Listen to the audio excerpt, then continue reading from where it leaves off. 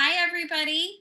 My name is Lauren Boussier. I'm an archaeologist and coming to you for Texas Archaeology Month.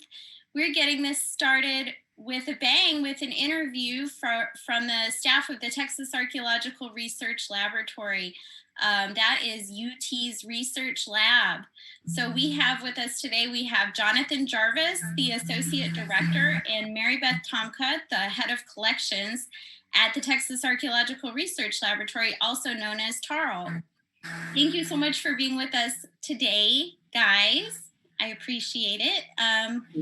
Let's go ahead and get started with some questions. I wanted to introduce TARL to our audience. So can you tell us just a little bit about what TARL is? Well, certainly. TARL is the largest repository of archaeological materials in the state of Texas, and we are an organized research unit of the University of Texas at Austin. We trace our history back to around the time of the First World War. An anthropology professor by the name of Jack Pierce, whose lifelong dream was to establish a museum of anthropology for the university and for the state. His dream was never realized fully, but we have been amassing collections ever since. In our current incarnation, we actually date to around 1963 under the leadership of Dr. Deanne Story. And from that time until somewhat recently, we were the premier research organization for Texas archaeology. And we are still active today. That's all I've got to say. What kind of work goes on at TARL these days? Can you tell us a little bit about what happens there?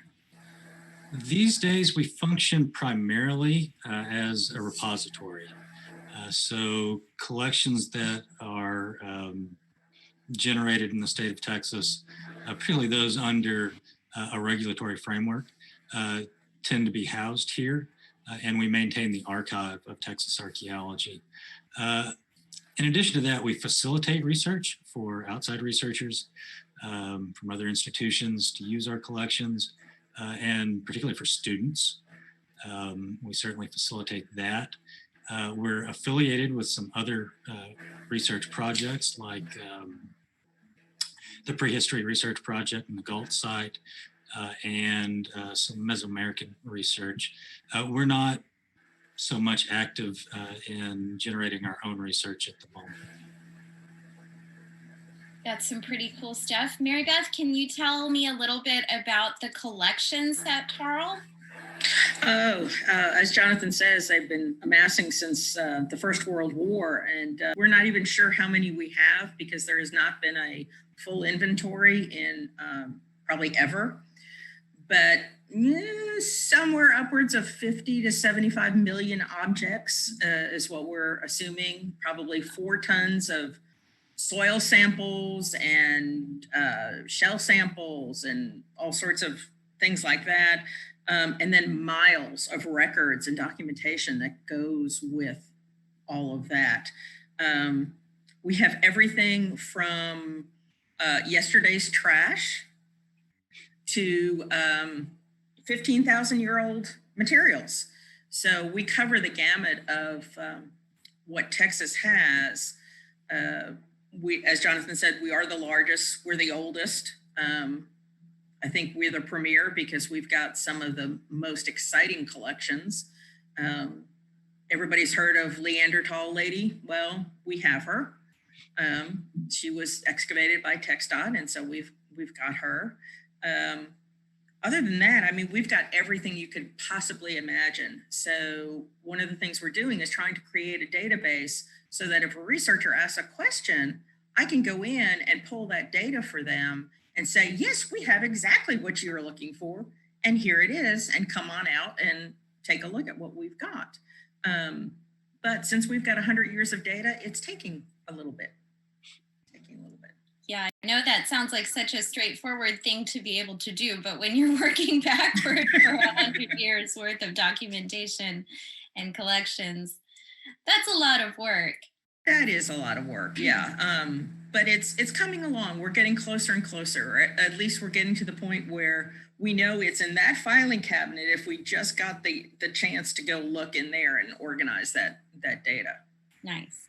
I know you guys have, if you're not doing research necessarily yourselves as the staff members, I know there are lots of researchers who come in and out of there every day to work on their own research. Can you tell us a little bit about any of the projects that are currently underway?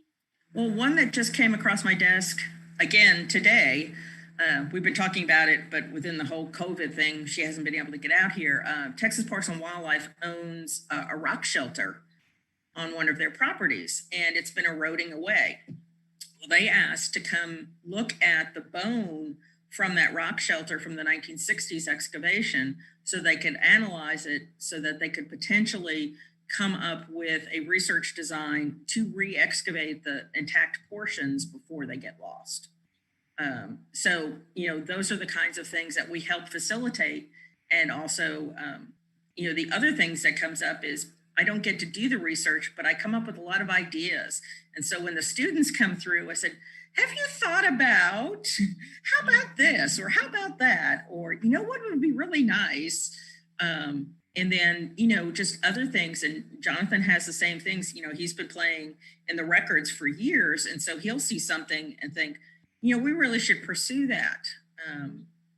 Hey, Jonathan, can you talk about your A.T. Jackson work that you did, pulling his field books and stuff?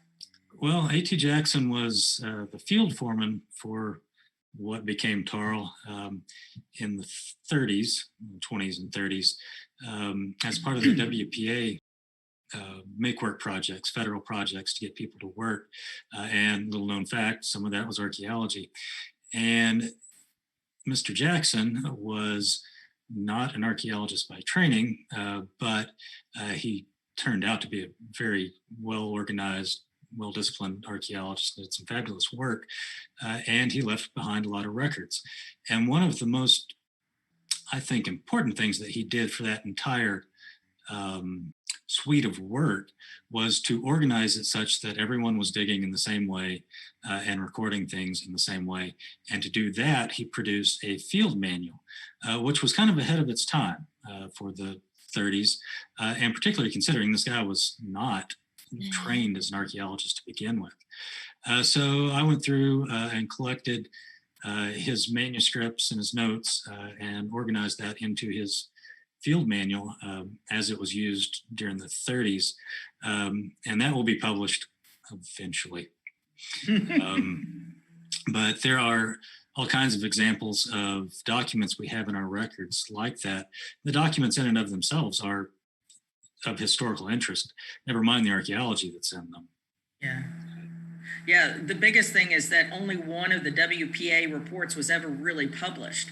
All the rest of them are just manuscripts sitting in our files. And so, what Jonathan did with that is fantastic, but we don't know what other gems are in there really, because we haven't had the time to go in and play with them. One of the good things that's happened in the last few years is I've made inroads with the School of Information at UT, and we've had some true archivists come over and work with us as their student capstone projects and help us look at our records and organize them better and give us tips for preservation of them. And that's been phenomenal because, I dabble in archives. Because you have to do what we do. And speaking of interdisciplinary collaborations, like with archivists, proper archivists, we're also involved in a larger university-wide research project called Planet Texas 2050 that is focused around climate change and demographic changes, population expansion, and how Texas will be resilient, looking what Texas will look like in the year 2050. And we were brought on board with that project as kind of a backward-looking component. Okay, how has the population adapted to climate change in Texas in the past?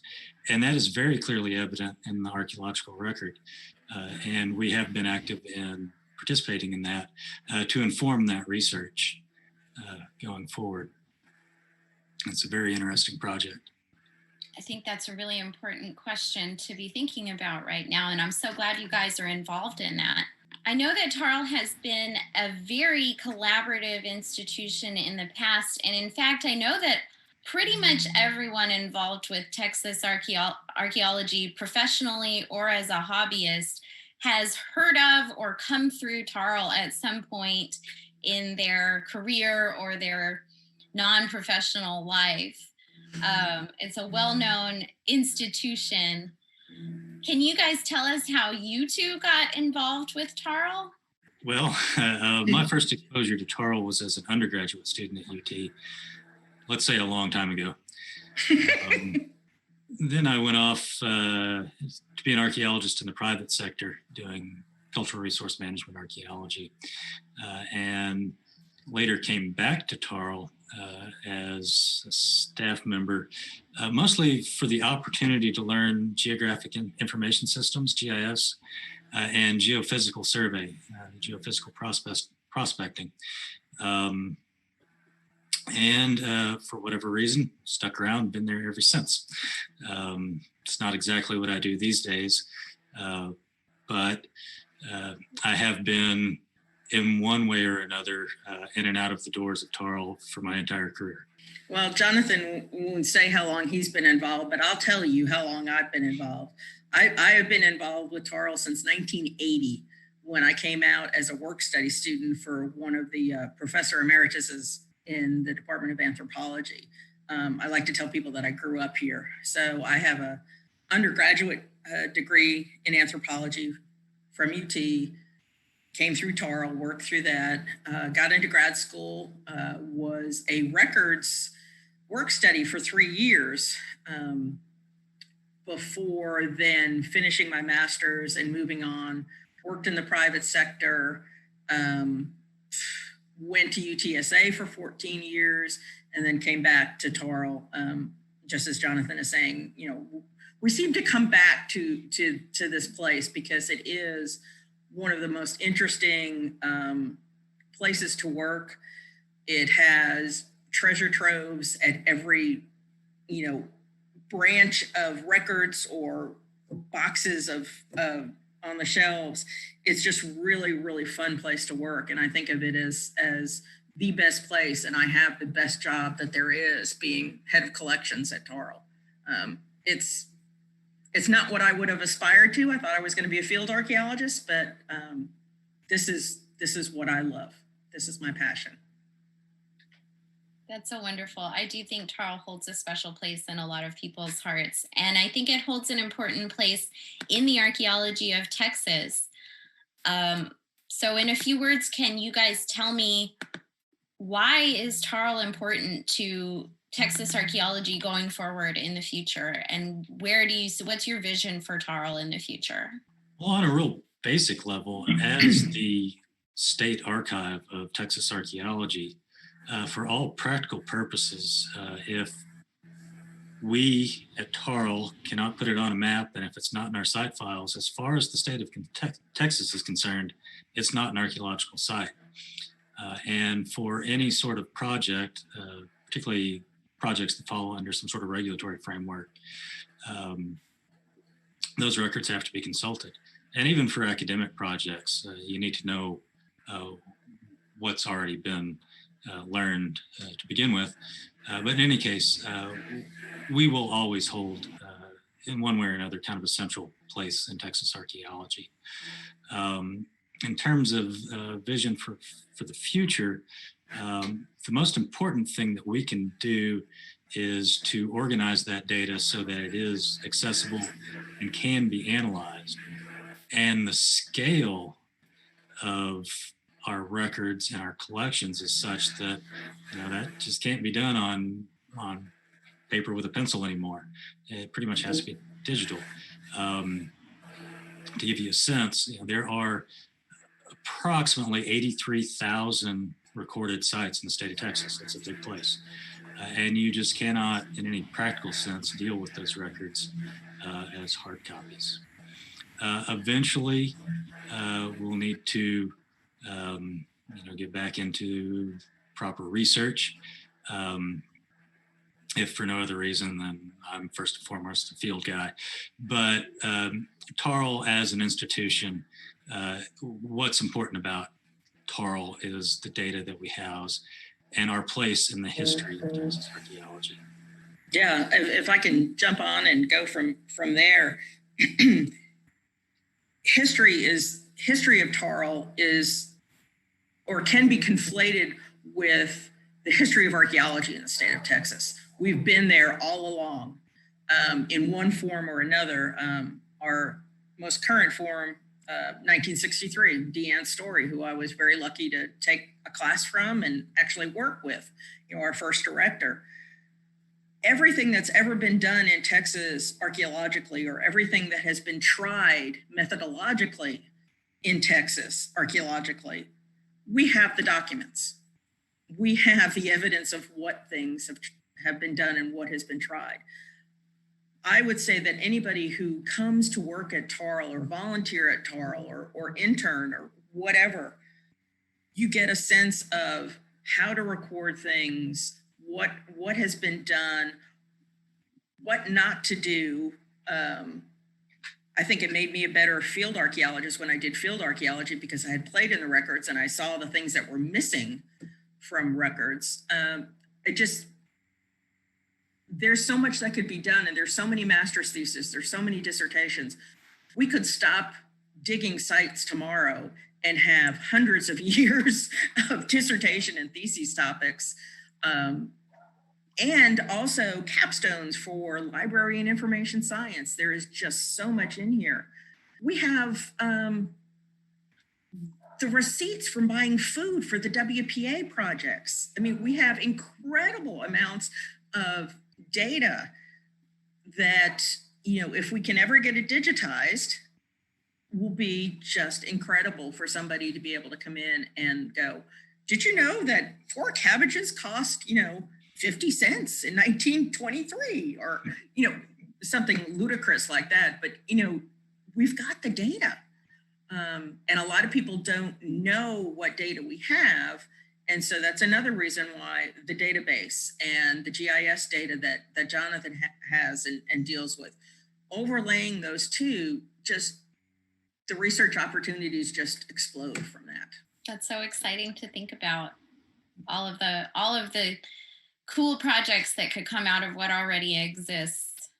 It's very exciting, all of the potential for collaboration and research for the students that might want to get involved. Can you guys talk a little bit about opportunities for undergrads? How do they get in touch with you, and what can they do? Undergrads or graduate students or professionals working in their careers. How should people get in touch, and what can they expect if they want to come and get involved with TARL? Well, we have a volunteer and intern program that has been going pretty big guns for the last couple of years. The pandemic has kind of impacted that, but we're still hosting students and some volunteers. It's just mostly remote work now.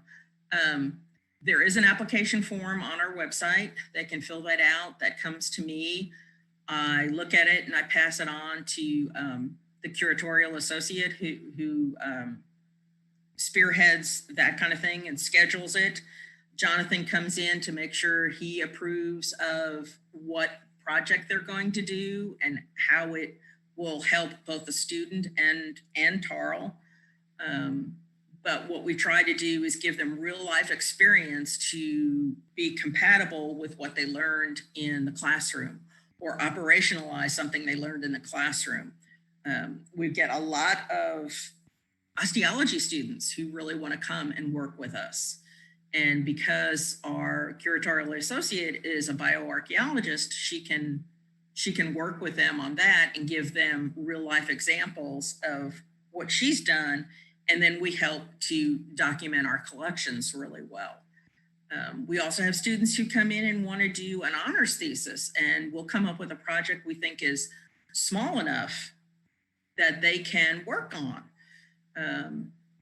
And that's sometimes kind of hard, and students sometimes comes in with huge ideas and you have to keep paring them down and go, no, you have to do this in a semester, if it's an honors thesis. If it's a master's thesis, we can do other things. So we work with them as best we can. We get the Department of Anthropology faculty involved because they have to have a faculty advisor to do an internship. Volunteers, they can come in for 3 hours a week, or they can come in 3 times a week for 3 hours a week. It really depends on their time commitment. But we do whatever we can to help students learn. And if a professional has retired and has some free time and wants to come look back at collections they excavated and help rehab them, come on in, we'll take you. You might do it differently 40 years later, but get it done. They might be working on the same collection 40 years exactly. later. Yep, this is very true. Okay, Jonathan, would you like to add anything about the classes that you teach? Or certainly. First, I'd like to reiterate that the internships and volunteer opportunities that Marybeth and her staff offer are critically important, particularly for students, because archaeology is inherently hands-on. You can only get so much out of a PowerPoint or a textbook without physically getting your hands on the material. You're not going to really learn it. And Marybeth and her staff does a wonderful job of getting people involved in actual projects. That benefits us too. We get free work out of it. But in addition to that, we also have a dedicated classroom out here at TARL where I do teach geospatial and geophysical techniques for undergraduates. And we provide equipment and training for graduate students so that they can do their dissertation projects. They don't do a whole lot of theses in that department these days. So we do provide, formal training and some informal training as well, utilizing our facilities and our equipment and expertise. We like to make sure that they're trained right. So. Because we end up getting, do it yourself. We get their stuff later when they're professionals, and if they're trained right, it comes in better. I don't want people to get the impression that we are UT focused. We have Texas State students who've come through our program. We have reached out and are now part of a career website that St. Edward's, I can post opportunities on St. Edward's, Houston-Tillotson, and Texas State's websites to say, hey, we have opportunities for your students, send them on down. The feedback we have gotten is that they've heard about us, they want to work with us, they've heard we do great stuff, that we have great materials to work with, and we usually have to turn people away or postpone them at least a semester or sometimes 2 before we can get them in. But we will work with just about anybody if they want to come to Austin. We've even worked with Aggies. Yes, we have worked with Aggies several times. Wow. I don't know if we've worked with Oklahoma students. That might be a bridge too far. Yeah, that might be a bridge too far. So to add a few more thoughts about opportunities for students, we have Annie Riegert, who is the curatorial associate at TARL. She is a bioarchaeologist and archaeologist, and she manages a lot of the day-to-day work with the interns and volunteers. Thanks, Annie, for joining us. Can you tell us a little bit more about opportunities for students, what your students are working on right now, and what students can do if they want to get involved with some hands-on research while they're undergraduates or graduate students looking to get involved with Texas archaeology? Thanks, Lauren. We do offer both volunteer and intern programs for UT students as well as external students at other universities and colleges. And we've had people come all the way from Maine, all over. So we're happy to welcome anyone that's interested. We do also offer volunteer opportunities for our local community and archaeology enthusiasts as well. But we are most excited to work and train students who are hoping to go into the field professionally. We do offer the internship as a part of credit for your program, which is great because you're going to get that hands-on experience that you want while also meeting your credit requirements. As for current work that's going on, we have 2 interns. They are a bit limited because of the pandemic currently. So they're doing a hybrid system where they're coming in 1 day a week on site, and then they are also working remotely doing transcription work. Our first intern, she is working in our human osteology lab doing skeletal inventories. She's working on estimating the biological profile, and this is really an inventory control. In addition to that, she's updating any curation that might be needed as she's going from individual to individual. And then as well as that, she's working on transcribing data from previous analyses into a standardized format so that it will be better used and more usable, user-friendly later on in our database. Our other intern, she is working with the Texas Memorial Museum collection, also doing an inventory control. And she's specifically working on Lubbock Lake. And then again, as a part of her remote work, she's transcribing data. So it's all about that redundancy and just updating curation to current standards. As for future opportunities, we're really excited to work with both undergraduate and graduate students. I especially invite the undergraduate students to come either intern or volunteer with us to get to learn the collections more, the scope of the collections, and start generating ideas that maybe undergraduates wouldn't have had the opportunity to yet. But there is an honors thesis that they can do, and we really try to facilitate that and want them to start dipping their toes in research opportunities. As far as graduate students go, same thing. We would love for you to use our collections. We have a vast array of material. Just come talk to us. We really want to facilitate collections-based research. Our doors are always open and we don't get used enough. We do have collections arising from, say, the WPA era that did not end up having reports coming out, or honestly, methods have changed a lot. So we really need to go back and revisit those sites and those collections. So please come talk to us. We'd be more than happy to get you working at TARL. Well, I think that addresses pretty much everything. Thank you guys so much for taking the time to talk to me today.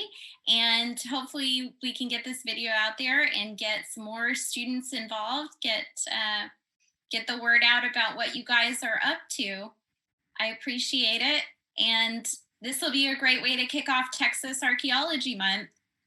For anybody who doesn't know, Texas Archaeology Month is the whole month of October, and we will be putting out exciting content for kids and adults, anybody who's interested in archaeology, to have some fun stuff, learn about what's going on in the world of Texas archaeology, and hopefully it'll be a good time. So thanks a lot again, Marybeth and Jonathan, for talking to me today.